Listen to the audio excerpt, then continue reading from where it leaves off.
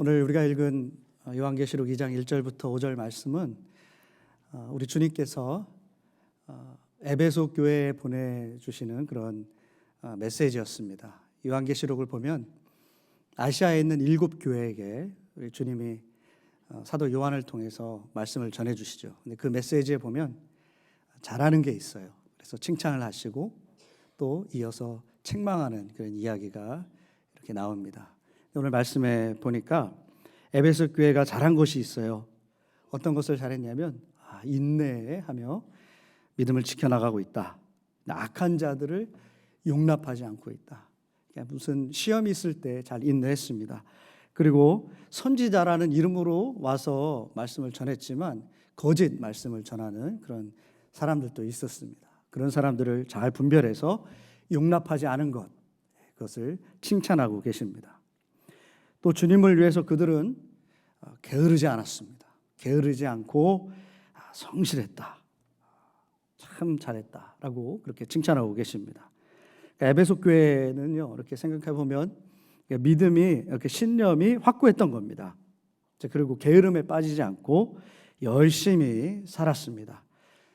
칭찬받아 마땅하죠, 그렇죠? 그래서 주님께서도 칭찬을 해 주셨습니다. 그런데 이어서 책망할 것에 대해서 우리 주님께서 말씀하십니다. 그것은 뭐냐면 주님에 대한 첫사랑을 버렸노라 라고 말씀하고 있습니다. 에베소 교회 교인들에게 이 주님을 향한 첫사랑, 이것이 더 이상 보여지지 않는 겁니다. 그러니까 주석을 찾아보니까 이 버렸다라는 그 단어가 이런 뜻이더라고요. 그러니까 전에는 나의 것이었는데 이제 떨어져 나간 거예요. 없는 거예요. 삶에서 주님을 향한 첫사랑이 이제 없는 겁니다. 보이지 않는 것이죠. 그러니까 그들의 삶을 보면 뭔가 열심도 있어요. 또 교리에 대한 확신도 있습니다. 또 인내도 있어요. 훌륭하죠. 성실합니다. 그런데 첫사랑은 없다. 이겁니다. 자, 그런데 잘한 게 많아요? 못하는 게 많아요? 잘하는 게 많잖아요. 지금 제가 길게 설명했잖아요. 그죠? 예, 잘하는 게 많아요. 그런데 오늘 말씀해 보니까 그 잘하는 게 많아서 한 가지 첫사랑 부족한 거 그거 괜찮지 이렇게 생각할 수 없다라는 거죠. 오늘 말씀해 보니까 그것이 정말 문제다. 예, 그것을 회복하지 않으면 주님은 어떻게 하시겠다고 말씀하고 있습니까? 가서 촛대를 옮겨버리겠다. 하나님의 계획을 이제 변경시키는 겁니다. 그러니까 이 문제, 첫사랑, 이것을 회복하지 못하면 앞에서 잘했던 거 이런 것들도 다 아무것도 아닌 것이 될 수 있다라는 그런 말씀인 것입니다. 그들에게 정말 중요한 것은 뭐냐면 이 첫사랑을 회복해야 되는 것입니다. 자, 그렇다면 이 첫사랑 회복해야 되는데 이 첫사랑이 무엇일까요? 주님께서 너는 반드시 이걸 회복해야 된다라고 말씀하신 이 첫사랑이 무엇인가요? 자, 우연히 어떤 초등학생의 고민을 들었습니다. 근데 2부 예배 끝나고 나서 어떤 분이 제게 와서 그거 목사님 얘기죠? 그러는데 절대 아닙니다. 다른 진짜 어린아이 얘기인데요. 초등학생 아이가 고민이 있어요. 어떤 고민이냐면 같은 반의 여학생을 심히 짝사랑하게 된 겁니다. 마음을 진정할 수가 없대요. 그녀의 얼굴만 보면 가슴이 터지는 겁니다. 그녀의 미소 어찌나 아름다운지 그녀가 싹 지나가는 모습만 봐도 그날은 정말 기분이 너무 좋고요. 또 생각도 못했는데 그녀가 나에게 다가와서 한마디 해주면 그날은요 이제 공중에 떠서 다니는 거예요. 그게 고민이에요. 근데 진짜 고민은 뭐냐면 그 좋아하는 이 여학생에게 자신의 마음을 고백하지 못하는 거예요. 왜냐? 보기만 해도 떨리니까. 설레어가지고 말이 안 나오는 거예요. 눈을 못 마주치는 거예요. 그게 그의 고민이었습니다. 여러분 어때요? 귀엽죠?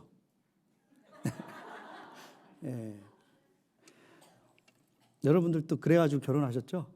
근데 이 학생은 그 여학생을 만나기 전에 경험하지 못한 겁니다. 만나니까 이 터질 듯한 감정을 알게 된 거죠. 그 아이는 그 여학생을 만났을 때 이 가슴 설레고 터지는 이 감당할 수 없는 이 첫사랑을 경험하고 있는 것입니다. 네, 제가 한 아이의 실제 이야기를 말씀드렸는데 성경에서 첫사랑을 회복하라라고 말씀을 하셨는데 바로 이러한 것을 의미하는 것일까? 그럴까요? 주님을 만나고 그때 그 감격과 감동, 설레임, 주체할 수 없는 이 이런 감정에 고조된 상태, 그런 것을 주님이 오늘 말씀에서 회복하라라고 말씀하는 것일까요? 네, 여러분 성도들에게, 우리 성도 여러분들에게 궁금한 게 있습니다. 지금 이제 예배 드리겠다고 이 자리에 나와서 예배를 드리고 있는데 역시 우리 성도님들 얼굴 보니까 예배 나오기 전에 오늘은 내가 교회 간다 막 설레죠. 우리 주님 만날 거 생각하니까 막 가슴이 막 이렇게 설레고 막 터질 것 같고 들어오면서 이 십자가를 보니까 막 눈물이 막 앞을 가리고 저 십자가를 보니까 오늘 정말 행복하다 이런 감정으로 오신 거죠? 주님이 다 아십니다. 솔직하셔야 돼요.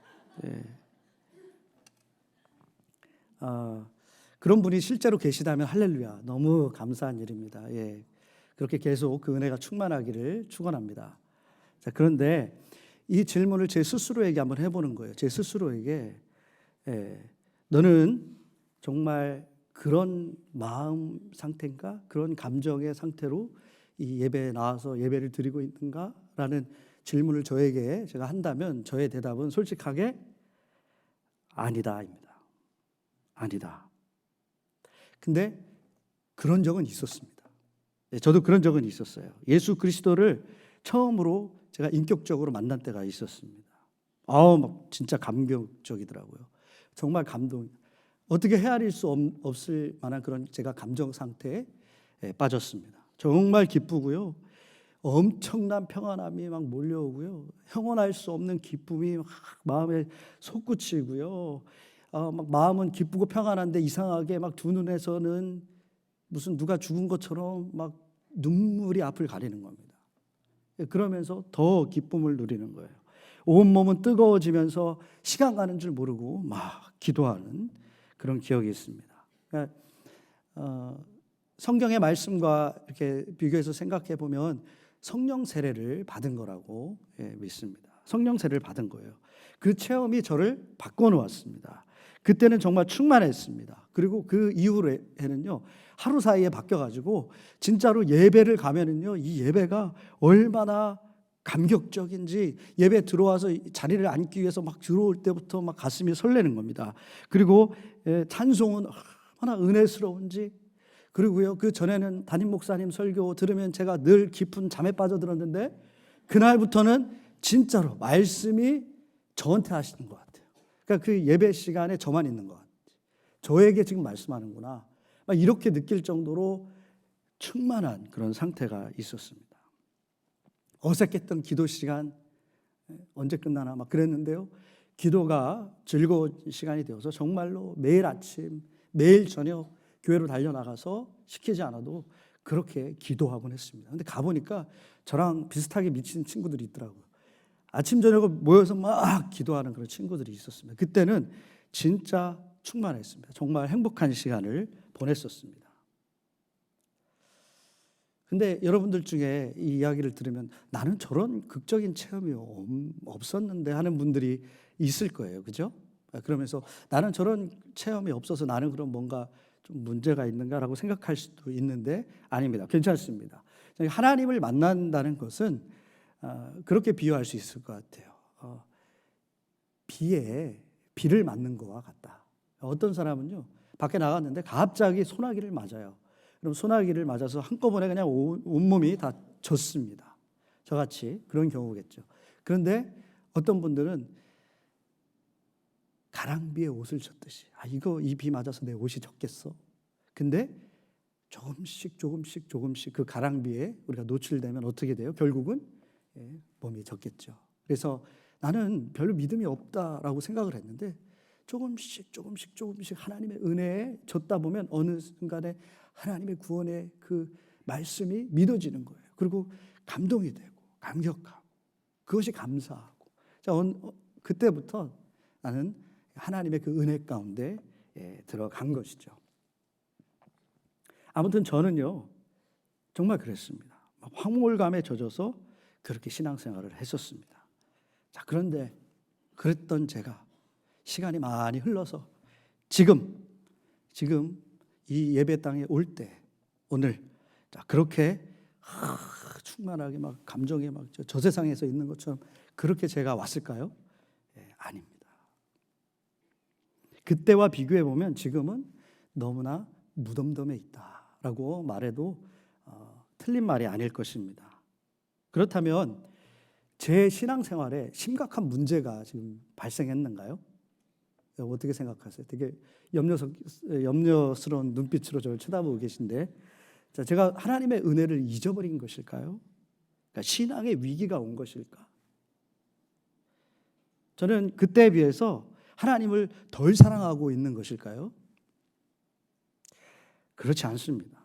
물론 저도 살다 보면 아쉬운 때가 있긴 있어요. 그때를 한번 돌아보면 그때처럼 그런 감격이 있으면 좋겠다. 그때 너무 감격해가지고 감동해가지고 그것이 너무 강렬해서 그렇게 신앙생활을 하면 더 이렇게 힘이 나고 재밌을 텐데 라는 그런 생각을 할 때도 있긴 있습니다.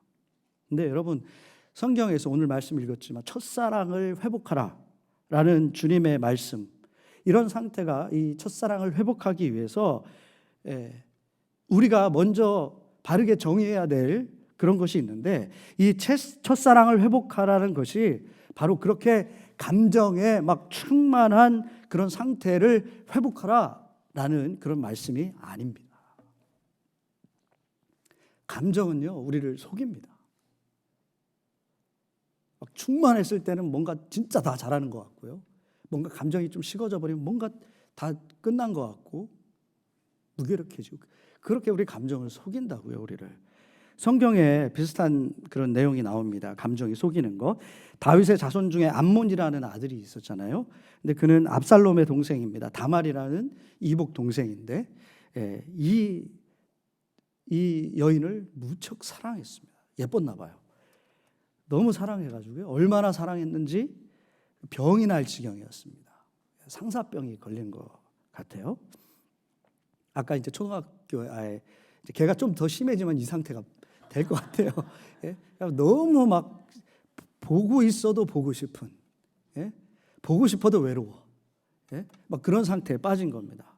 정도가 너무 심해져가지고 막 아무것도 못하고 밥도 못 먹고 시름시름 앓고 있으니까 이 친구가 꾀를 내서 가르쳐 줍니다. 근데 그렇게 하면 안 되는데 이 친구의 이 모략을 듣고선 그녀를 유혹합니다. 그러니까 유인합니다. 유혹이 아니라 유인합니다. 그리고 결국 하지 말아야 할 짓을 해버리고 맙니다. 근데 정말 황당한 것이 뭐냐면, 그런 다음에 정말 너무나 갑작스럽게 이 감정이 확 식어져 버린 거예요. 그러니까 없으면 안 될 것 같이 그렇게 사랑의 감정이 막 풍성했던 이 사람이 감정이 확 식어버리니까 꼴도 보기 싫은 거예요. 그래가지고 차버렸습니다. 내쳐버렸어요. 그것이 나중에 슬픈 역사로 돌아오죠. 감정이 이런 것입니다. 우리를 속이는 거예요. 주님을 깊이 만나게 됐을 때 우리도 감정이 막 격해지는, 제가 지금 나눴던 것처럼 그런 감정 상태를 경험할 수가 있습니다. 충만해질 수 있어요. 감격할 수 있어요. 감사가 넘칠 수 있어요. 이 감정이 고조가 될 수 있습니다. 근데 그것은 주님과의 만남이 가져다주는 은혜 중에 하나입니다. 무엇보다 중요한 것은 감정의 충만함이 아니라 주님과의 친밀한 만남이고 주님과 함께 동행하는 그 삶이 중요한 겁니다. 그래서 감정이 이렇게 막 충만했다고 해서 그것이 사라졌다고 해서 주님과의 그 만남, 주님과의 동행, 그런 것들이 의미가 없어지는 게 아니라는 거죠. 제가 처음 주님을 만났을 때 느꼈던 감정이 지금 식으로 어느 정도 무덤덤한 그런 감정 상태가 됐다고 해서 그것이 주님과 나와의 그런 관계가 시들어졌고 문제가 생겼고 친밀함이 없어진 것이다 라고 할 수가 없는 것입니다. 근데 많은 분들이 그때 그 강렬했던 경험, 그 충만했던 그 감정, 그것이 사라지면서 마치 내가 주님과의 관계가 막 소원해지고 그 은혜에서 멀어진 것처럼 생각하곤 한다는데 문제가 있는 것입니다. 제가 다른 교회에서 섬길 때 저와 함께 교육부에서 함께 이렇게 봉사했던 집사님 한 분이 계셨는데, 그분은 자주 우울해하셨어요. 그리고 부정적이었어요. 근데 그분이 그 말하는 게 뭐라고 고백하냐면, 은혜가 없대요. 자기는 이 은혜의 감정이 안 느껴진답니다. 충만한 감정을 갖고 싶은데, 그분도 뭔가 극적인 주님과의 만남이 있었나 봐요. 근데 그런 감정이 있잖아요. 그것을 막 또 한번 경험하고 싶은데 그렇지 못하다는 거예요. 그래서 마음이 아프다는 거예요. 그래서 부정적인 감정에 눌려 지내는 그런 것들을 고백했던 기억이 납니다. 그래서 제가 그분에게 질문을 드렸죠. 그래서 집사님은 그 영적인 그 침체, 그런 것을 위해서, 그것을 극복하기 위해서 그럼 어떻게 하고 계십니까? 라고 질문을 드렸죠. 그랬더니 대답하시기를 아무것도 하지 않는다고 합니다. 처음에 주님이 자기를 극적으로 만나주셨죠. 자기가 뭐 한 게 아니에요. 그냥 만나주셨어요. 그래서 은혜를 경험했어요. 그래서 감정의 그 충만함을 받았어요. 그런 것처럼 주님이 해주셔야 된다는 겁니다. 주님이 해주시지 않으니까 자기는 그냥 이렇게 답답한 상태로 살아갈 수밖에 없다라는 거예요. 그분은 주님의 주권을 너무 붙잡고 있었던 것이 아닌가 생각도 들지만, 어쨌든 그분에게는 주님이 문제예요. 그죠? 주님이 안 해주시니까. 자기는 그래도 답답해가지고 사모하는 마음이라도 있지. 근데 안 주신대. 그러니까 주님이 문제라고 그렇게 결론을 내렸습니다. 근데 여러분, 이 황홀한 감정 있잖아요. 막 제가 말씀드렸던 그런 것들은 사실 사그러들게 되어 있습니다. 그리고 사실 사그러져야 됩니다. 부부가 서로 잘 알지 못하고 보통 사랑하게 되잖아요. 그때는 어떻게 됩니까? 우리 뇌에서 시키잖아요. 호르몬이. 생각만 해도 막, 그렇죠? 황홀해지고 불타는 감정으로 사랑합니다. 그런데 살면서 어떻게 돼요? 살면서 그것이 진정이 됩니다. 가라앉습니다. 그렇지만 그 안에 서로 더 깊은 관계 속에서, 만남 속에서, 그 이해 속에서 깊은 사랑으로 들어갑니다. 그것처럼 주님과의 그 관계도 마찬가지인 겁니다. 주님과의 날마다 그 동행, 그것으로 말미암아 그 안에서 주님과 누리는 그런 친밀한 관계 속에서 사랑을 주고받으면서 그 안에서 일어나는 기쁨, 그것으로 신앙생활을 하게 되는 것입니다. 주님과의 깊은 교제로 나아가지 못하면 사람들은 흔히 두 가지 그런 현상에 쉽게 빠지는 것 같습니다. 먼저는 앞서 말씀드린 그 집사님의 사례처럼 영적인 무기력 가운데 자꾸 빠지는 겁니다. 사모하는 마음이 있는 것 같은데 주님께 나아가지 못하고 그냥 주님이 해주셔야지, 그냥 무기력하게 침체 속에서 그렇게 살아갑니다. 그리고 또 다른 현상은 무관심해지는 겁니다. 결국 그러고 나서 형식적으로 신앙생활을 하는 거죠. 별로 기대도 없어요. 감동도 없고, 오늘 예배 드렸어. 그럼 된 겁니다. 뜨거운 사람 보면 나도 옛날엔 저랬지 뭐. 다 그런 거야. 시간 좀 지나봐. 똑같아져. 이렇게 신앙생활을 하고 있어요. 형식적으로. 둘 다 영적인 무기력, 영적인 침체에 빠져 있는 것입니다. 근데 여러분, 주님과 동행하는 것, 주님과 함께 살아가는 것, 그것은 그 안에서 누리는 은혜, 이런 것이 이처럼 무기력한 것이 아닙니다. 처음에 그 극도로 고조되었던 그런 감정은 사그라들지 몰라도 주님과 동행하면, 그분과 함께하면 그보다 더 깊은 잔잔한 또 진한 은혜를 경험하면서 더 살아가는 겁니다. 그분이 지켜주심을 체험하죠. 그분이 말씀하시고 그분이 지금 나와 함께 하신다는 것을 깨닫게 되고 경험하게 되고 세상이 줄 수 없는 참 평안을 비로소 경험하면서 흔들림 없이 살아갑니다. 알 수 없었던 감정의 격동이 아니라 주님께서 나를 위해 죽으시고 나를 구원하시고 이렇게 부족한 나를 사랑하시고 들어 사용하시고 함께 하신다는 그 사실, 그것 때문에 이 가슴에 밀려오는 그 감동이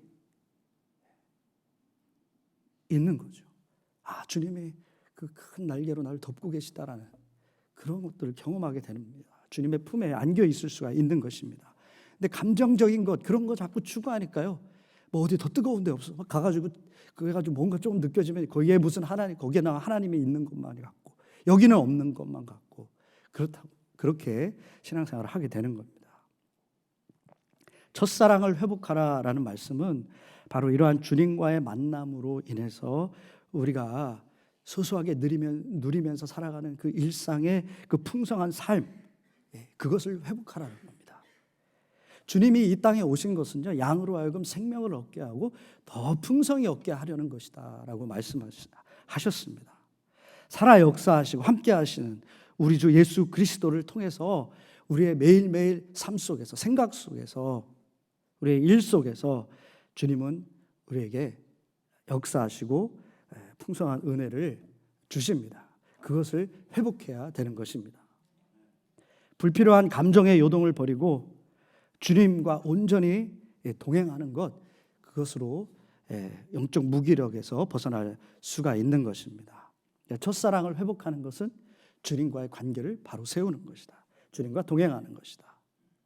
모든 영적 무기력의 문제는 바로 이러한 주님과의 동행, 이 관계, 이 친교, 이것에 문제가 생기는 것부터 시작되는 것입니다.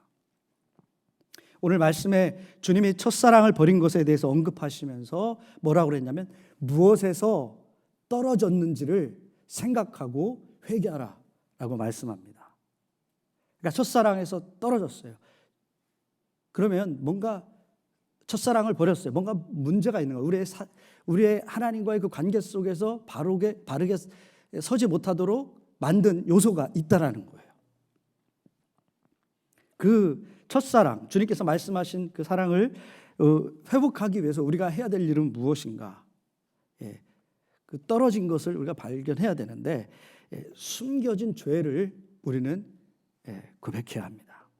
우리가 영적인 무기력에 빠지게 되는 이유 안에 보면 반드시 우리의 마음을 떨어지게 했던 그 죄악의 요소가 분명히 있습니다. 죄는 하나님으로부터 우리의 관계를 멀어지게 합니다. 하나님과의 그 친교, 하나님과의 이 동행의 처음 그 장소가 어디입니까? 에덴 동산이잖아요, 그죠? 그런데 죄를 지음으로 말미암아 에덴 동산에서 인류는 쫓겨나게 된 것입니다. 죄를 품고 동시에 주님과 깊은 동행의 삶을 살 수가 없는 것입니다. 하나님 앞에서 하나님을 속일 수가 없잖아요.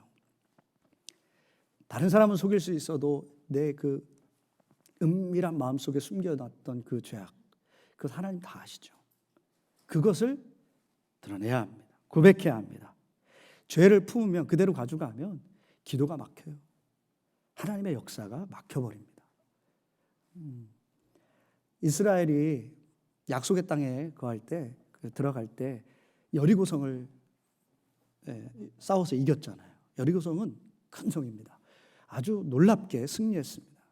이제 여리고성을 정복한 이스라엘 백성들은 그 옆에 아이성을 정복을 해야 되는데 여리고성에 비하면 이 아이성은 볼품없어요. 작고. 그래서 당연히 이길 줄 알았습니다. 그래서 웬걸 졌어요. 왜 그랬습니까? 성경은 그 이유를 어디에서 발견하고 있나요? 성경에서 뭐라고 얘기합니까? 은밀한 죄 때문에. 여리고를 정복하고 나서 전리품을 취하지 말라라고 말씀하셨는데 아간이라는 사람이, 이 간사한 사람 아간, 이 아간이라는 사람이 욕심에 몰래 은밀하게 그것을 취했습니다. 그랬더니 어떻게 됐어요? 하나님의 역사가 멈춘 겁니다. 그리고 죄를 해결하고 나서야 비로소 하나님의 그 승리케 하시는 그 은혜를, 하나님의 역사를 비로소 다시 경험했던 것입니다. 영적인 무기력, 한번 돌아보세요. 내가 지금 이렇게 하나님 앞에 나아가지 못하고 기도가 막히고 영적인 답답함을 누리고 있다면 무엇 때문인가? 내 안에 해결되지 못한 죄악의 문제들이 있지는 않는 것인가? 회개하길 원합니다. 진정한 영적 감격 속에서 주님을 만나길 소원한다면 회개가 있어야 합니다. 우리 안에 정말 너무 쉽게 이 은혜를 갉아먹는 죄악된 모습은 뭐가 있을까 한번 생각해 봤는데, 죄송한 얘기지만 이 성도 간의 미움이라고 생각합니다. 미움. 예, 같이 살다 보면 뭐 지지고 볶고 살다 보면 그런 일이 있을 수 있잖아요. 그죠? 근데 그거를 이 마음의 미움의 죄악으로 자꾸 품고 해결하지 않는 겁니다. 근데 여러분, 누군가를 정말 미워하고 그거 해결하지 않으면 제가 좀 죄송하지만 하나님을 볼 수가 없습니다. 성경에 그래요. 성경에 나와요. 예수님이 이 땅에 메시아로 오셨잖아요.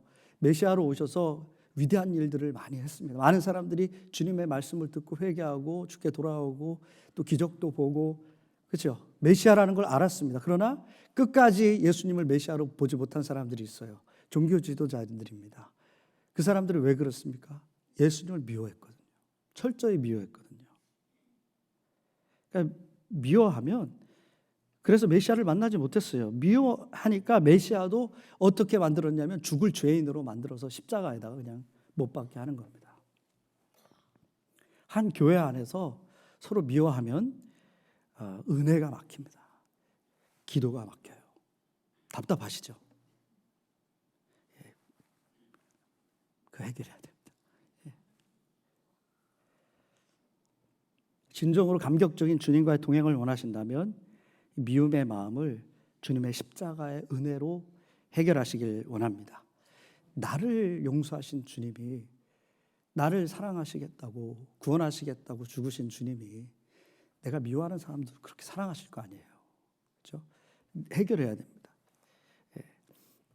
그리고 기도와 예배를 회복해야 합니다. 하나님은 영이십니다. 영이신 주님, 성령으로 역사하시는 주님을 만나기 위해서 하나님은 방법을 주셨는데요. 뭐냐면 은혜를 받는 것에 참여해야 돼요. 그 은혜의 수단이라고 말합니다. 그것이 기도고 예배죠. 깊은 기도에 나가고 신령한 예배, 진정으로 드리는 예배를 하나님 앞에 올려 드리면 정말 우리가 그 주님과의 깊은 교제 속에 들어갈 수 있습니다. 우리의 기도가 좀 바뀌어야 됩니다.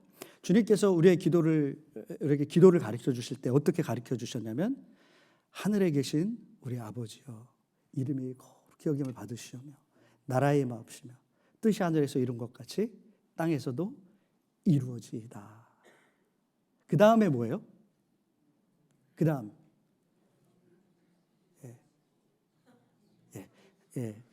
네, 맞습니다. 일용할 양식을 주옵시고 뭐 이렇게 나가잖아요. 그죠? 근데요, 우리의 기도는요, 순서가 좀 바뀌었어요. 일용할 양식을 주옵시고, 기도 시작해가지고 끝날 때 일용할 양식을 주시옵소서. 계속 간구만 하다 끝나요. 그러다가 하나님께서 들어주시면 아이고 들어주셨네, 아유 좋아라 하고, 필요한 게 너무 많은데 안 들어주실 때 있잖아요. 그죠? 좀 인색하셔 우리 아버지. 가끔 안 들어주세요. 근데 그러면 또 아유 하나님 안 들어주시네 막 실망하고. 근데 그게 우리의 기도의 전부가 돼서는 안 된다는 거죠. 자, 주님께서 기도를 그렇게 가르쳐 주신 이유가 있어요. 하늘에 계신 우리 아버지여, 이름이 거룩히 여김을 받으시오며. 뭐예요? 우리의 기도가 하나님을 찬양하는 것부터 시작돼야 되는 겁니다. 우리 하나님을 찬양하는 기도 드릴 거 많잖아요. 지극히 높으신 하나님, 영원히 찬양 받으시게 합당하신 하나님, 선하고 아름다우신 하나님, 이 세상을 만물을 지으시고 주님께서 운행하십니다.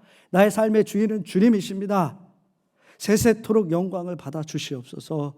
우리의 만유의 주, 왕의 왕 주님을 찬양합니다. 주님의 선하시고 온전한 뜻이 제 삶의 이 교회, 이 지역에, 이 땅에 이루어지기를 원합니다. 자, 하나님을 찬양하는 것으로 우리의 기도를 채우시길 바랍니다. 그러면요, 하나님 이것 좀 주세요, 저것 좀 주세요. 그러면은요, 내가 없는 게 너무 많아서 불쌍한 사람처럼 돼. 근데요, 하나님을 막 찬양하잖아요. 그러면은요, 그 하나님을 찬양할 때 우리의 영이 하나님의 영과 만나면서 우리 안에서 샘솟는 기쁨이 막 일어나는 거예요. 그 기쁨, 그 주님을 높이는 그 마음으로 찬양하며 예배 자리에 또 나가는 겁니다. 그러니까 모든 순서마다 영광 받으시는 우리 하나님, 그분을 기대하며 나가는 것입니다. 살아계시고, 그렇죠? 영광 받으실 그분을 바라보며 예배 가운데 임하셔서 나의 찬양과 기도를 받으시는 그 주님을 기대하면서 그분을 만나고, 그럴 때 감격과 기쁨의 예배가 되는 겁니다. 우리는 예배를 보러 온 사람들이 아니잖아요. 예배를 평가하러 나온 사람도 아니잖아요. 사람을 만나러 온 것도 아니고, 그렇죠? 뭔가 가서 좋은 공연에서 마음이 좀 따뜻해지는 뭔가 이런 감정에 뭔가를 얻으러 또 나온 것도 아니잖아요. 살아계신 하나님께 진정한 예배를 드리러 온 것입니다. 하나님은 신령과 진정으로 예배하는 자를 찾는다라고 말씀하셨습니다. 그렇게 하나님만 바라보고 예배 드리는 그런 사람에게 하나님은 은혜를 주시려고, 만나 주시려고 찾으시는 겁니다. 그래서 진정한 예배를 드릴 때 우리 안에서 주님이 주시는 그 기쁨이 잔잔히 흘러넘치는 겁니다. 주님과의 첫사랑은 이렇게 살아있는 예배를 하나님 앞에 올려드릴 때 회복되는 줄 믿습니다.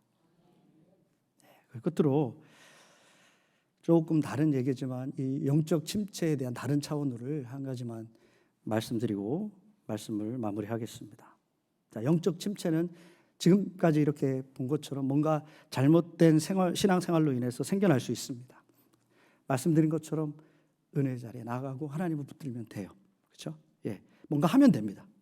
근데 그렇지 않아도 어느 날 갑자기 영적인 침체에 빠질 수도 있습니다.